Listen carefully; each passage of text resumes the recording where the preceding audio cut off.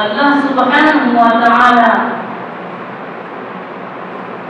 এই দুনিয়াতে মানুষকে পাঠিয়েছেন উদ্দেশ্য আর মাকসাদ শুধুমাত্র যে মানুষ তার স্রষ্টা, তার খালেক, তার রবের ইবাদত করবে, গোলামি করবে। আমাদের সৃষ্টির একমাত্র উদ্দেশ্য হলো কি? আল্লাহর ইবাদত, আল্লাহর গোলামি করা।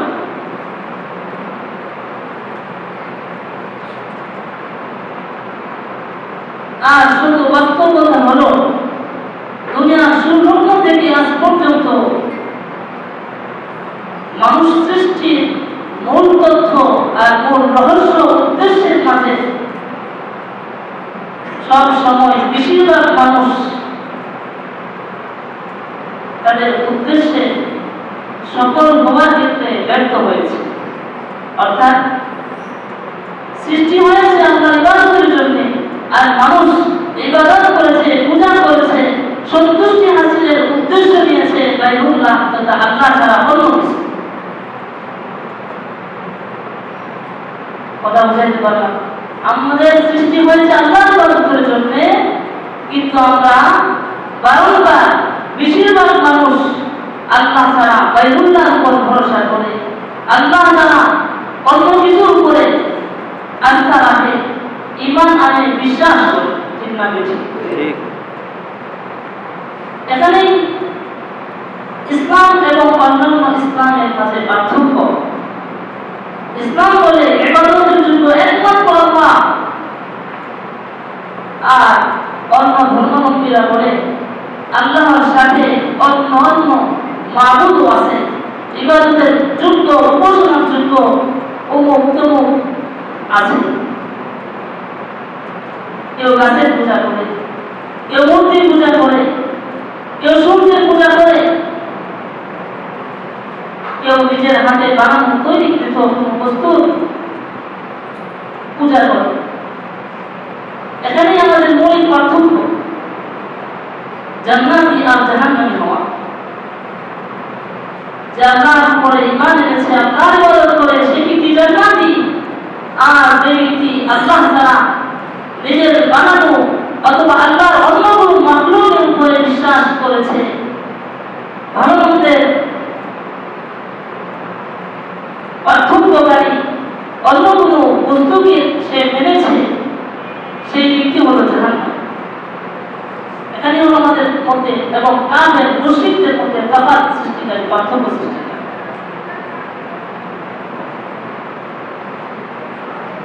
তো হিন্দুরা কি করে? মূর্তি পূজা করে, নিজের বানানো মাটি দ্বারা তৈরিকৃত বস্তুর সামনে তারা মাথা নত করে, ওটার কাছে সে কিছু চান, মনের আনন্দ পেশ করে। কোনো কোনো ধর্মাবলম্বী সূর্যের পূজা করে, কেউ কোনো বড় বড় বৃক্ষের পূজা করে। মুসলমান মুমিন কখনোই এ সমস্ত কাজে জড়িত হতে পারে না। এজন্য আল্লাহ সুবহানাহু ওয়া তাআলা সূরাতুল হজ এর 30 নম্বর আয়াতে ইরশাদ করেছেন, ওয়াজতানিবুর রিজসা মিনাল আওসান ওয়াজতানিবু কাওলাজ যুর। আল্লাহ সুবহানাহু ওয়া তাআলা উম্মতে মুহাম্মাদীকে উদ্দেশ্য করে বলেছেন, ও মুমিন মুসলমান, ফাজতানিবুর রিজসা মিনাল আওসান, মূর্তির মতো নাপাক বস্তু থেকে তোমরা বিরত থাকো। ওয়াজতানিবু কাওলাজ যুর, এবং তোমরা মিথ্যা কথা থেকে বিরত থাকো, পরিহার করো। মূর্তি থেকেও বাঁচো, মিথ্যা কথা থেকেও বাঁচো। মূর্তির মধ্যে, ভাস্কর্যের মধ্যে মিথ্যা বিকাশ, মিথ্যা সৃষ্টিকারী এখানে ভাবে জড়িত আছে। কিভাবে?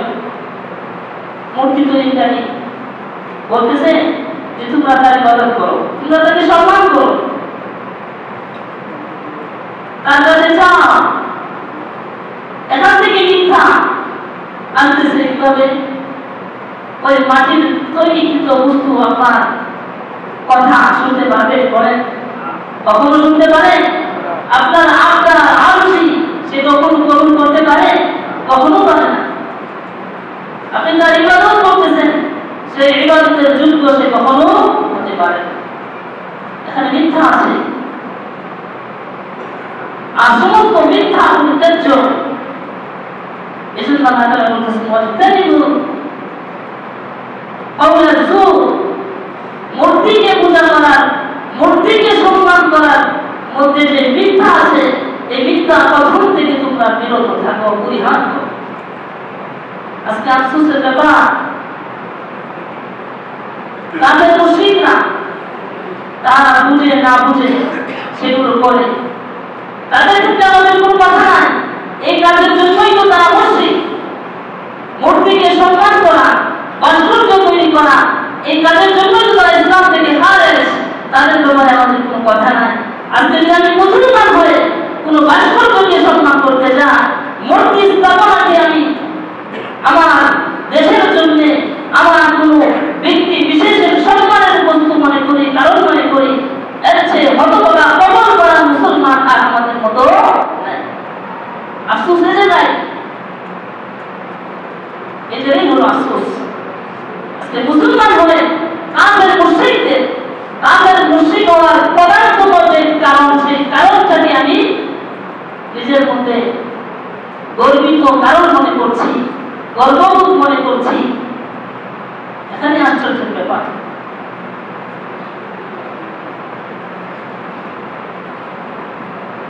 হযরত নূহ আলাইহিস সালাতু ওয়াস সালামের সম্প্রদায়, যিনার ব্যাপারে আমরা সকলে জানি, উম্মতের মধ্যে কয়শো বছর দাওয়াত দিয়েছেন বলেন? হযরত নূহ আলাইহিস সালাতু ওয়াস সালাম তার কওমকে কয়শো বছর দাওয়াত দিয়েছিলেন? 950 বছর পর্যন্ত দাওয়াত দিয়েছেন। মুসলমান হয়েছিল হাতে গোনা কয়েকজন, যার কারণে আল্লাহ তাআলা পুরো পৃথিবীকে বন্যা দ্বারা প্লাবিত করে সমস্ত কাফের মুশরিকদেরকে ধ্বংস করে দিয়েছিলেন। যার কারণে বলা হয় হযরত নূহ আলাইহিস সালাম হলো এই পৃথিবীর মধ্যে দুনিয়া পুনরায় আবাসন পরীক্ষার দ্বিতীয় জনক নূহ আলাইহিস সালাম।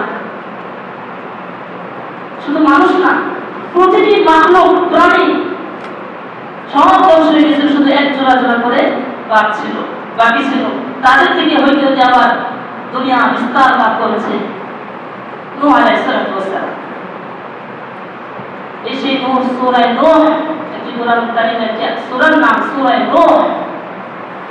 সূরা নূহের 23 এবং 24 নম্বর আয়াতে আল্লাহ তাআলা ইরশাদ করেন তার উম্মতের লীলা খেলা সম্পর্কে, তার উম্মতের কি আকীদা বিশ্বাস ছিল সেই নিয়ে আল্লাহ তাআলা বলেন وقالوا لا تذرن آلهتكم ولا تذرن ودا ولا سواعا ولا يغوث ولا يغوث ويعوق ونسرا।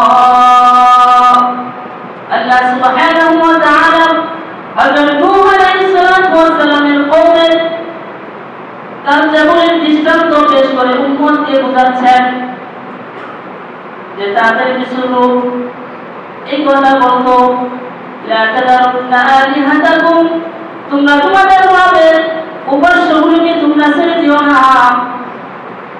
ওয়ালা তাদারুন্না ওয়াদান ওয়ালা সুওয়া, এবং ওয়াদ, সুওয়া, ওয়ালা ইয়াগুস ওয়া ইয়াউক, এবং ইয়াগুস, ইয়াউক, ওয়ালা নাসরা, এবং নাসরকেও তোমরা উপাস্য হিসেবে ছেড়ে দিও না। সুওয়া, ইয়াউক, ইয়াগুস, নাসর, এই সমস্ত নাম ছিল। এই নামগুলো নূহ আলাইহিস সালামের সম্প্রদায়ের গুরুত্বপূর্ণ নেতা টাইপের সম্মানিত ব্যক্তিবর্গের কিছু নাম। রাইসুল মুফাসসিরিন হযরত আব্দুল্লাহ ইবনে আব্বাস রাদিয়াল্লাহু তাআলা আনহু এই আয়াতের ব্যাখ্যা বলেন, এই নামগুলো কওমে নূহের উল্লেখযোগ্য ব্যক্তিদের নাম ছিল। সুয়া, ইয়াগুস, ইয়াউক, নাসর। তারা যখন মারা গেল, ইন্তেকাল করলো, শয়তানের শুরুতে, কখনো মানুষের শুরুতে, কখনো বড় বড় লিডারদের অন্তরে, তেরোদের মনের মধ্যে, আপনার অন্তরের মধ্যে কুপরামর্শ দেয়, বুদ্ধি দেয়, কুবুদ্ধি দেয়। এরকম ভাবে তারা বলছিল কিছু লোক, এই যে এই নামগুলো, এই সমস্ত শ্রদ্ধাভাজন লোকগুলো তারা তো মারা গেছে, তাদের স্মৃতি বিজড়িত স্থানগুলোতে তাদের সম্মানার্থে তাদের জন্য মূর্তি স্থাপন করা হোক, ভাস্কর্য স্থাপন করা হোক, যাতে করে পরবর্তী প্রজন্ম তাদেরকে দীর্ঘ সময় পর্যন্ত স্মরণ রাখতে পারে, তাদের নাম নিয়ে তাদের আদর্শ লালন করতে পারে, তাদের যে সমস্ত কাজ আছে, আদর্শ আছে, এগুলো যেন ধরে রাখতে পারে। এই জন্য এই সমস্ত রূপদের স্থাপনা, ভাস্কর্য, মূর্তি তৈরি করো। এটা ছিল কাজের দাবি। নূহ আলাইহিস সালামের একটা গ্রুপের দাবি। আল্লাহ তাআলা তাদের দৃষ্টান্ত উপস্থাপন করে বলতেছেন, ওয়াকাদ আদাল্লু কাসীরা। এই কাজটা করার ফলে কি হইল? অনেক মানুষকে তারা গুমরাহ করে দিয়েছে, বিভ্রান্তিতে ফেলে দিয়েছে। কিভাবে? ওই প্রজন্ম যারা নির্মাণ করেছে, তাদের উদ্দেশ্য ছিল ওই সমস্ত ভালো লোকদের আদর্শকে ধারণ করা, ওই সমস্ত নেতা এবং লিডারদের কাজ, তাদের মন মানসিকতা, চারিত্রিক গুণাবলী যেন সমাজে প্রতিষ্ঠিত থাকে, পরবর্তী প্রজন্ম যেন সেগুলো ধরে রাখতে পারে। এই নিয়ত, এই উদ্দেশ্য কি খারাপ বলেন? এই উদ্দেশ্য তো খারাপ না, এই নিয়ত খারাপ না। কিন্তু ঘটনা কি হয়েছে? ওই প্রজন্মের বুদ্ধ ছিল না, কিন্তু পরবর্তী প্রজন্ম ধীরে ধীরে তারা সেই মূর্তিগুলোর পূজা করতে লাগলো। বলেন নাউজুবিল্লাহ। সেই মূর্তিগুলোকে তারা আল্লাহ উপাসনার উপযুক্ত মাবুদ মনে করতে লাগলো। এই জন্য আল্লাহ বলেন, ওয়াকাদ আদাল্লু কাসীরা। তারা অনেক লোককে তারা গুমরাহ করছে। আজকেও যারা আমাদের দেশে অসংখ্যরূপের মেজরিটি পার্সেন্ট মুসলমান এর দেশে, সংখ্যাগরিষ্ঠ মুসলমানের দেশে যারা এরকম মূর্তি আর ভাস্কর্যের নাম দিয়ে হিন্দুয়ানি প্রথাকে প্রতিষ্ঠিত করতে চায়, মানুষের মনে মেজাজে প্রবেশ করাতে চায়, আমরা বলি যে তাদের মনের উদ্দেশ্য, তাদের সেই মনের ইচ্ছাও কিন্তু ভালো না, অবশ্যই খারাপ, চিন্তা বেশি। তাদের মনের মধ্যেও একটা উদ্দেশ্য আছে, যে দেশের মানুষ সব হিন্দু মনে হয়ে যান, এদেশের মানুষ সব ইসলাম থেকে বের হয়ে গায়রুল্লাহর ইবাদতে লিপ্ত হয়ে যান, এদেশের মুসলমান আল্লাহকে সম্মান করার পরিবর্তে ভাস্কর্য আর মূর্তিগুলোর সম্মান করতে শুরু করুন। চিন্তা বেশি। এটা কোন মুসলমান মানতে পারে? কোন মুসলমান যদি এরকম বিশ্বাস করে সে আর মুসলমান থাকবে? মুসলমান থাকবে না। এজন্য বলেছি, ইসলাম আর বিধর্মীদের মধ্যে পার্থক্যই হলো আল্লাহ এবং গায়রুল্লাহর ইবাদত।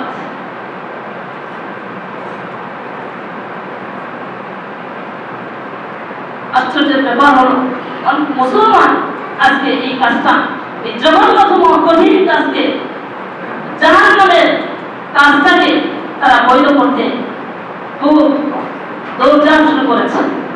বিভিন্ন অ্যাঙ্গেলে, বিভিন্ন যুক্তিটা ঘুরিয়ে এই কাজটাকে বৈধ করার জন্য তারা মুলাজামাতের সাথে লেগে আছে, যুক্তিদার করায় যে আমাদের দেশের জন্য অমুকে এই করেছে, সেই করেছে, ওনার সম্মানার্থে, ওনার স্মৃতি বিজড়িত কাজকর্ম মানুষের মনে ধরে রাখার জন্য এগুলো করলে অসুবিধা নেই। করলে অসুবিধা নেই। দেখেন নূহ আলাইহিস সালামের কাফের মুশরিকদের যে মেজাজ ছিল, আমাদের বর্তমান মুসলমানদেরও একটা গ্রুপ যারা মূর্তি আর ভাস্কর্যকে বৈধ করতে চায়, তাদেরও যুক্তি কিন্তু একই। বলেন এক না ভিন্ন? যুক্তি হবে এক। তারাও কিন্তু ইবাদতের জন্য, সম্মানের জন্য মূর্তি বানাই নাই, ওই সমস্ত রূপের ভাস্কর্য তৈরি করে নাই। ঠিক আমাদের দেশের মুসলমানরাও বলে যে আমার অমুক ভাস্কর্য আর মূর্তির সামনে তো আমরা মাথা নত করবো না, ইবাদত করবো না, শুধু সম্মান আছে তাদেরকে আমরা মূর্তিতে রূপান্তরিত করতেছি। যুক্তি কিন্তু একই। এছাড়াও আল্লাহ রাসূল সাল্লাল্লাহু আলাইহি ওয়াসাল্লাম অসংখ্য হাদিসের মাঝে এই কাজটিকে জঘন্যতম কাজ হিসেবে আল্লাহ রাসূল সাল্লাল্লাহু আলাইহি ওয়াসাল্লাম বলে দিয়েছেন।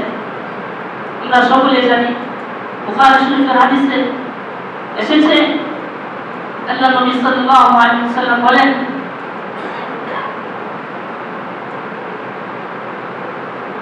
ইন্নামা ইউআযাবুনা ইয়াওমাল কিয়ামাতি, কিয়ামত দিবসে আযাব দেওয়া হবে, সবচেয়ে বেশি কঠিন আযাব দেওয়া হবে।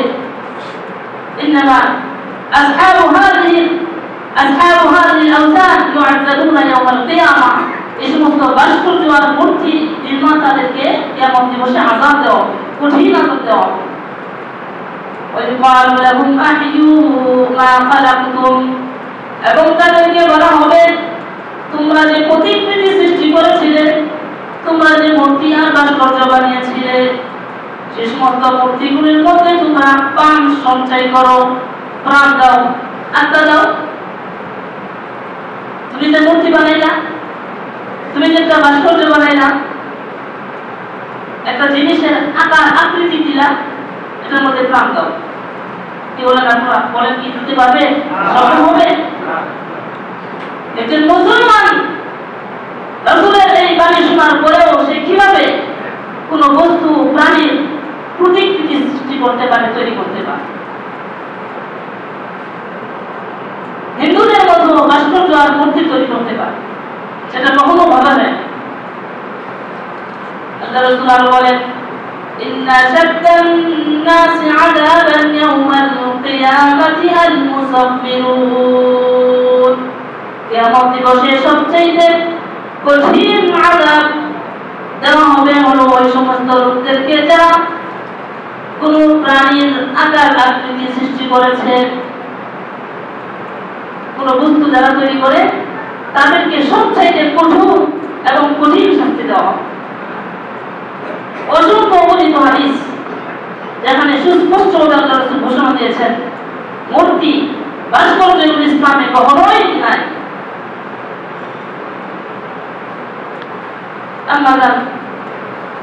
আয়েশা রাদিয়াল্লাহু তাআলা আনহা বলেন, রাসূলুল্লাহ সাল্লাল্লাহু আলাইহি ওয়াসাল্লাম মরতে থাকা অবস্থায় ওনার মাথার কাছে বসে উম্মে সালমা এবং উম্মে হাবিবা রাদিয়াল্লাহু তাআলা আনহুমা বসে বসে একটি গির্জা আলোচনা করছিলেন, যার নাম ছিল মারিয়া নামক গির্জা, খ্রিস্টানদের গির্জা। তারা আলোচনা করতেছিলেন সেই গির্জার সৌন্দর্য, কারুকার্য নিয়ে, এবং সেখানে স্থাপিত যে মূর্তি আছে সেগুলো বিভিন্ন স্বর্ণ, হীরা, রৌপ্য দ্বারা তৈরিকৃত, এগুলো আলোচনা করতেছিলেন। রাসূলুল্লাহ সাল্লাল্লাহু আলাইহি ওয়াসাল্লাম মরতে কথা বলা কষ্টকর, সহজে উঠতে পারতেছেন না। সেই অবস্থায় আল্লাহ রাসূল সাল্লাল্লাহু আলাইহি ওয়াসাল্লাম ওনাদের এই কথা শুনে বললেন যে তোমরা গির্জায় স্থাপিত মূর্তি নিয়ে আলোচনা করছো, প্রশংসা করছো। আল্লাহর কসম, এই দুনিয়ার মধ্যে সবচেয়ে নিকৃষ্ট এবং লানতের যোগ্য হলো এই ব্যক্তি যে কোনো প্রাণীর প্রতিকৃতি সৃষ্টি করছে, নির্মাণ করছে।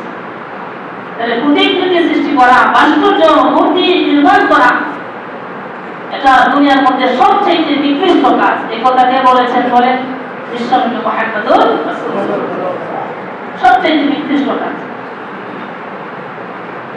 সুতরাং কোরআন সুন্নাহ এ ব্যাপারে সুস্পষ্ট, একটা দুইটা না, অসংখ্য দলিল আছে যেখানে সরাসরি এই সমস্ত কাজ কারবারকে, এমনকি মূর্তি ভাস্কর্য তৈরি করা, সেগুলোর নির্দেশ দেওয়া, সেগুলো বেচাকেনা করা, পরামর্শ দেওয়া, সকল কাজকে সুস্পষ্টভাবে হারাম ঘোষণা করেছে, সুস্পষ্টভাবে হারাম ঘোষণা করেছে। সুতরাং এই কাজ কোন মুসলমান দ্বারা হইতে পারে? বলেন, কখনই হইতে পারে।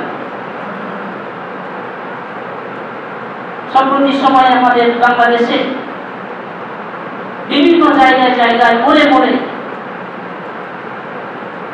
উল্লেখযোগ্য স্থানে দেখবেন লম্বা এক মূর্তি দাঁড়িয়ে আছে। সেগুলোর দিকে দৃষ্টি গেলে কোনো ব্যক্তি সংশয় করে যায় যে এটা কোনো মুসলমানদের দেশ কিনা, এটা কোনো মুসলমান তৈরি করেছে কিনা। এ ব্যাপারে সে সংজ্ঞান হয়ে যায়, কথা ঠিক না বেশি। কোন দেশে আমরা বাস করছি? মূর্তির বিরুদ্ধে কই না, ওলামায়ে কেরাম মূর্তি ভাঙার পক্ষে না, যেখানে মূর্তি পাও সেখানে ভাঙো, মূর্তির যে সঠিক স্থান সেখানে বসাও। মূর্তি কেন মসজিদের কারণে ঢাকাতে বসবে? মূর্তি কেন স্থাপনা ভাস্কর্য কেন মুসলমানদের দর্শনীয় স্থানে বসবে? মূর্তি তো থাকার কথা মন্দির, ঠিক না বেশি? মন্দিরে যাবে যত পারো মন্দির নির্মাণ করো, মূর্তি নির্মাণ করো, কোনো অসুবিধা নেই। সেক্ষেত্রে কোনো ওলামায়ে কেরাম, কোনো মুসলমান আওয়াজ তুলবে না। কিন্তু সেই মূর্তি যদি মন্দির থেকে বের হয়ে মুসলমানের মাথার উপরে এসে যায়, তাহলে কোনো মুসলমান সেটা সহ্য করতে পারে না।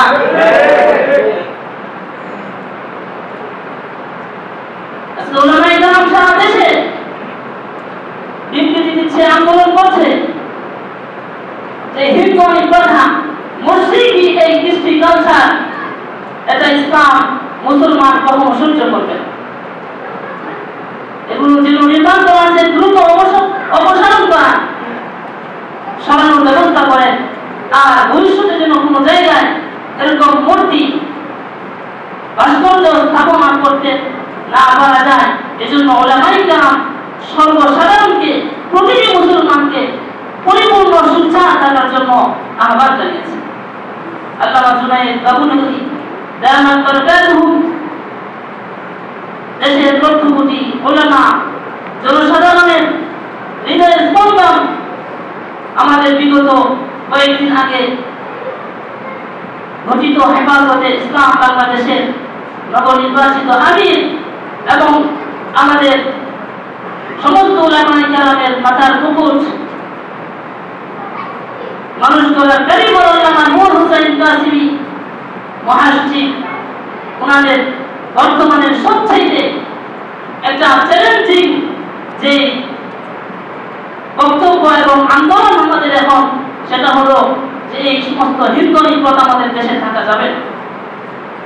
আর এর জন্য ওনারা ব্যর্থ করতে বলেছেন প্রতিটি মসজিদের মুসল্লি, প্রত্যেকটা মুসলমানের প্রাণের দাবি, এবং তারা প্রত্যেকেই এই হেফাজত ইসলামের সদস্য, প্রত্যেকেরই সোচ্চার হওয়া চায়, প্রত্যেকেরই যথেষ্ট ভূমিকা পালন করতে হবে যেন এই সমস্ত প্রথা, কৃষ্টি কালচার, সংস্কৃতি আমাদের দেশে এগুলো করা না যায়। ইনশাআল্লাহ আমরা প্রস্তুত আছি তো? আফসোসের ব্যাপার, কোরআন সুন্নাহর যৌক্তিক দলিল রাখলাম সাইডে, মানবিক একজন সুস্থ মস্তিষ্কের অধিকারী একজন ব্যক্তিও এই সমস্ত কাজ কারবারে সমর্থন দিতে পারে না। সে সমর্থন দিতে পারে না যে রাস্তার মোড়ে মোড়ে মূর্তি ভাস্কর্য তৈরি করা হোক। বিশেষ করে আমাদের দেশের স্বাধীনতার জন্য যারা কাজ করে গেছেন, দেশের স্বাধীনতার পিছনে যারা পরিপূর্ণ চেষ্টা করে গেছেন, তাদের চেষ্টার বিনিময়ে আল্লাহ তাআলার তৌফিকে আমরা স্বাধীনতা পেয়েছি, বাংলাদেশ নামক একটা মানচিত্র পেয়েছি। অবশ্যই তাদের অবদান আমাদের স্বীকার করতে হবে, ঠিক না বেশি? তাদেরকে আমরা ভুলবো না, তাদের অবদানকে অস্বীকার করার কোনো সুযোগ নাই। মরহুম শেখ মুজিবুর রহমান সাহেব শহীদ জিয়াউর রহমান সাহেব, মাওলানা ভাসানী, ওনাদের মতো প্রজন্ম যে সকল মনীষী বাংলাদেশের জন্য মেহনত করে গেছেন, তাদেরকে আমরা অবশ্যই স্মরণ করি। আর আমাদের স্মরণ, দুনিয়াতে কোনো মানুষ যখন বিদায় নেয় দুনিয়া থেকে, মুসলমান হিসেবে বলেন, মুসলমান হিসেবে বিদায় নেওয়া, ইন্তেকাল করা একজন মানুষের কল্যাণকামী, তার খাইরের কামনা করা, ভালো চাওয়া, এটা কিসের দ্বারা হয়? বলেন, কিসের দ্বারা হয়? কবরে আযাব হোক না কবরে জান্নাতের একটা দরজা খোলা হোক, সেটা কোনটা? আযাব মুক্তি আর জান্নাতের জন্য আমরা দোয়া করি। এটাই তো প্রতিটি মুসলমান আমরা জানি। তো শেখ মুজিবুর রহমান আরো যারা আছে সবাই, ওনারা কি মুসলমান নাকি মুসলমান ছাড়া অন্য সম্প্রদায়? বলেন, মুসলমান। যদি বিশ্বাস করতে না চায়, টুঙ্গিপাড়ায় যান, গিয়ে দেখেন মরহুম শেখ মুজিবুর রহমান এর কবরটি নির্মাণ করা হয়েছে, সেখানে মাজারের মতো করে তৈরি করা হয়েছে। একজন হুজুর, একজন আলেম সেখানে নিযুক্ত করা হয়েছে, নিয়োগ দেওয়া হয়েছে এই জন্য যে সদা সর্বদা সেখানে কোরআন তেলাওয়াত করবে, জিকির আজকার করবে, এরকম ভালো ভালো কিছু কাজ করবে। একজন আলেমের যুক্ত দেওয়া হয়েছে। এটা কি প্রমাণ করে? মুসলমান নাকি অন্য কোনো ধর্মের? মুসলমান। ওনার কবরের উপর দিয়ে আরবিতে বিভিন্ন সূরা আয়াত লেখা হয়েছে। এটা কিসের আলামত? মুসলমানের নাকি অন্য ধর্মাবলম্বীর? মুসলমানের।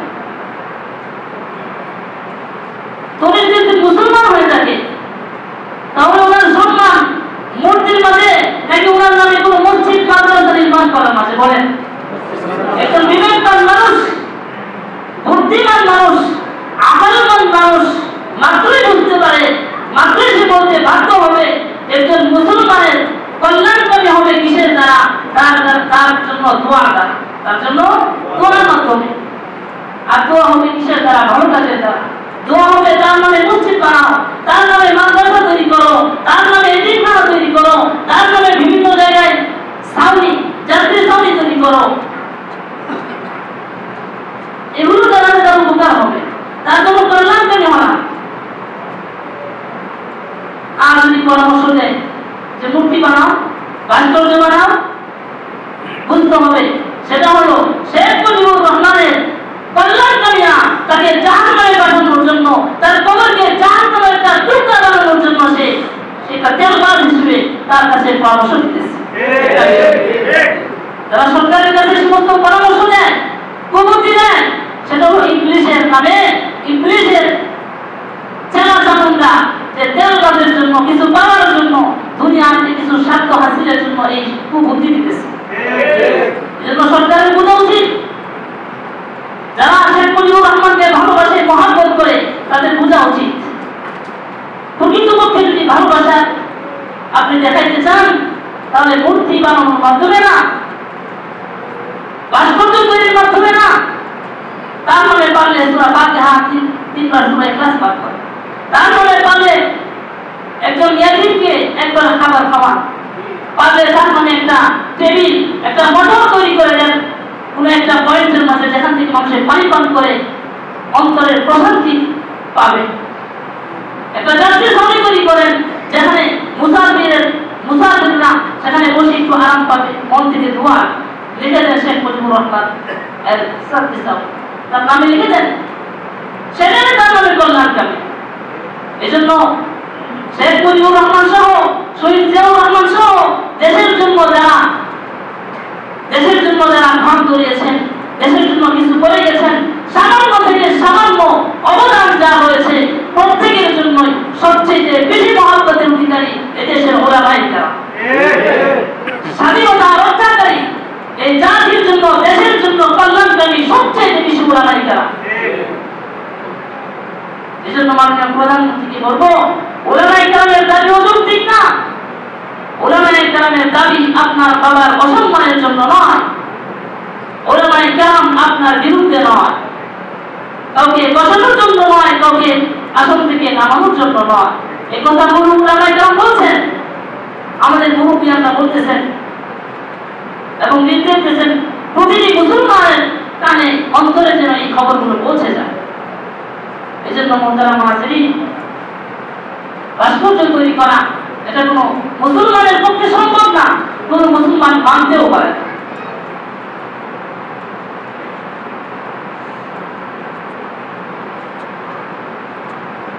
আরেক দৃষ্টিমুখ থেকে দেখলে চিন্তা করেন, ইতিহাসের পাতায় চোখ বোলান,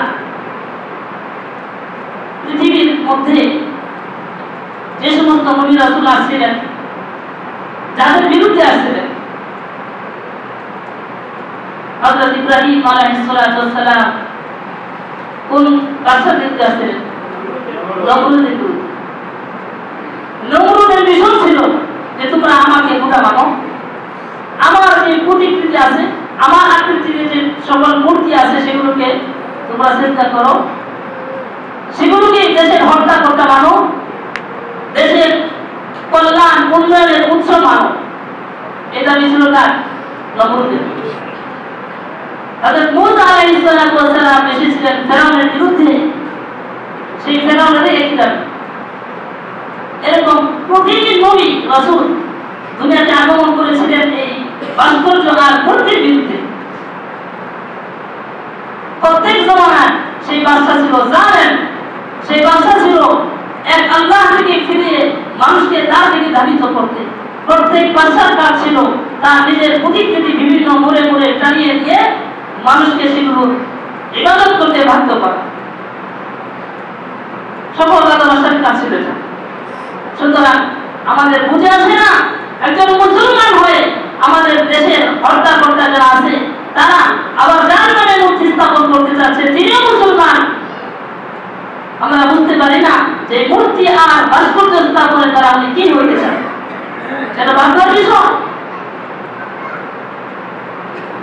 যদি চান ফেরাউন, নমরুদ, হামান কামানের মতো হইতে, শুভমূর্তির উদয় হওয়া চায় যে নমরুদ ফেরাউন নিজের জুলুম আর অত্যাচারের দ্বারা পৃথিবীতে সে প্রতিষ্ঠিত হতে পারে নাই, সে পৃথিবীতে নিজের মন মেজাজ আর আদর্শকে লালন করে যেতে পারে নাই, বরং ইতিহাসের পাতায় সেই দীর্ঘ এক অধ্যায় রচনা করে গেছে।